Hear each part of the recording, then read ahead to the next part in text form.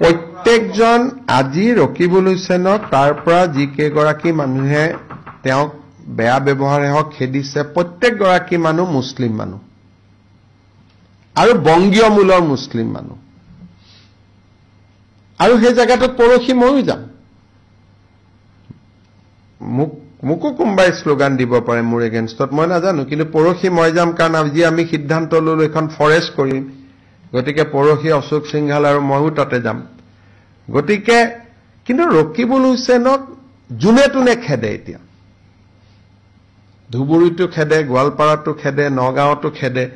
আৰু এই সমস্যাটো তেওঁলোকে নিজৰ ভিতৰত সমাধান কৰিব লাগে তাত বিজেপিক মাতি আনিব নালাগে কাৰণ বংগীয় মূলৰ ৰাইজৰ মাজত বিজেপিৰ প্ৰভাৱ নাই বুলিয়ে ক'ব পাৰে আৰু সেই কাৰণে গোৱালপাৰাত যদি বংগীয় মূলৰ মানুহ বিজেপি বুলি কয় তেতিয়াতো আমাৰ কি হ'ব তেলে 126টাই আমি পাই যাম দেখোন গতিকে কোন ভিডিঅ' টিডিঅ' চালে আপোনালোকে গম পাব এইবোৰ কোন মানুহ হয় কৈছো যদি বংগীয় মূলৰ মানুহে বিজেপিৰ ইছাৰাত চলে তেতিয়াহ'লে অসমৰ ৰাজনীতিৰ এটা ভয়াৱহ পৰিৱৰ্তনৰ ইংগিত দিব কিন্তু মোৰ হাতত ইমান ডাঙৰ ইংগিত নাই যদি ধুবুৰী গোৱালপাৰাত 10 লাখ ভোটত জিকা এমপি জনক যদি কোনোবাই খেদিব পাৰে তাৰ মানে 1.5 বছৰত তেওঁৰ পজিশন কিমান বেয়া হৈ গ'ল আপোনালোকে নিজে চিন্তা কৰক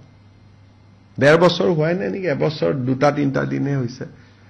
10 লাখ ভোট পোৱা মানুহক নিজৰ সমষ্টিৰ পৰা কোনোবাই খেদিব নেকি আমিতো 25 বছৰ থাকিলো না সামুগুৰিতটো খেদিলে গোৱালপাৰাটো খেদিলে আমাকতো জালুকবাৰীত আজিলৈকে কোনেও খেদা নাই তেনেকে সমষ্টি ভাঙিয়ে গ'ল বিদায়ে ললো এক প্ৰকাৰ গতিকে আমাকতো কোনেওতো আজিলৈকে নেখেদা নাই কংগ্ৰেছেও নেখেদে আনকি সমষ্টিৰ কংগ্ৰেছ মানুহখিনিও ভোট নিদিলেও ভাল পায় আমাক নেখেদে অন্তত গতিকে তেনেকেতো পাৰেই কৰিলো প্ৰত্যেকজন আজি ৰকিবুল হুছেইনক তাৰ পৰা যি কেইগৰাকী মানুহে তেওঁক বেয়া ব্যৱহাৰে হওক খেদিছে প্ৰত্যেকগৰাকী মানুহ মুছলিম মানুহ আৰু বংগীয় মূলৰ মুছলিম মানুহ আৰু সেই জায়গাটোত পৰহি ময়ো যাম মোকো কোনোবাই শ্লোগান দিব পাৰে মোৰ এগেইনষ্টত মই নাজানো কিন্তু পৰহি মই যাম কাৰণ আজি আমি সিদ্ধান্ত ললো এখন ফৰেষ্ট কৰিম গতিকে পৰহি অশোক সিংহাল আৰু ময়ো তাতে যাম গতিকে কিন্তু ৰকিবুল হুছেইনক জুনে তুনে খেদে এতিয়া ধুবুৰীটো খেদে গোৱালপাৰাটো খেদে নগাঁৱতো খেদে আৰু এই সমস্যাটো তেওঁলোকে নিজৰ ভিতৰত সমাধান কৰিব লাগে তাত বিজেপিক মাতি আনিব নালাগে কাৰণ বংগীয় মূলৰ ৰাইজৰ মাজত বিজেপিৰ প্ৰভাৱ নাই বুলিয়ে ক'ব পাৰে আৰু সেই কাৰণে গোৱালপাৰাত যদি বংগীয় মূলৰ মানুহ বিজেপি বুলি কয় তেতিয়াতো আমাৰ কি হ'ব তেলে 126টাই আমি পাই যাম দেখোন গতিকে কোন ভিডিঅ' টিডিঅ' চালে আপোনালোকে গম পাব এইবোৰ কোন মানুহ হয় কৈছো যদি বংগীয় মূলৰ মানুহে বিজেপিৰ ইছাৰাত চলে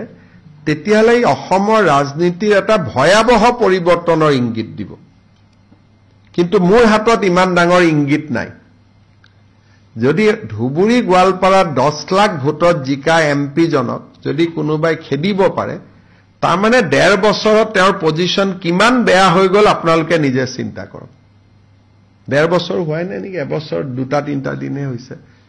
10 লাখ ভোট পোৱা মানুহক নিজৰ সমষ্টিৰ পৰা কোনোবাই খেদিব নেকি আমিতো 25 বছৰ থাকিলো